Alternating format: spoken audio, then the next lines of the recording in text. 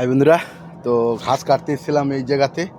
তো ঘাস কাটতে এসে দেখি তো 4টি কলা গাছ পড়ে আছে। তো এই 4টি কলা গাছ পড়ে আছে, তো আমি একে নেবো। তো এই 4টি কলা গাছ নিয়ে তো একটি কাজে লাগাবো, তো কুচিয়ে গোমাতার সেবায় লাগাবো। তো এই রকমই যে কোনো জিনিস যার যেটা প্রয়োজন হবে তো ফেলে দিবেন না, থাকলে বাড়িতে খাবিয়ে দিন। আমার এটা প্রয়োজন তাই আমি নিয়ে যাচ্ছি এই রকম।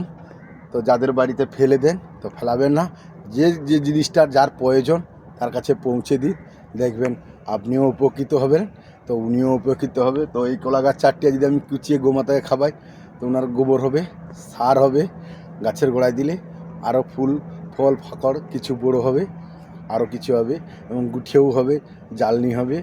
তো সেই রকমই আপনাদের বলবো যে এই রকম জিনিস কাউ ফেলে দেবেন না, যার প্রাপ্য তার কাছে পৌঁছে দিন, আপনিও উপকৃত হবেন, আমারও উপকৃত হবে এবং যিনি পাচ্ছেন তিনিও উপকৃত হবেন। সকলে ভালোবাসা দিও, যদি ভালো লেগে থাকে ভালোবাসা দিবেন, না হলে কোনো অসুবিধা নেই। কর্ম তো আমাকে করেই যেতে হবে, কর্মই আমার জীবনসাথী, ভাগ্যই আমার লেখা।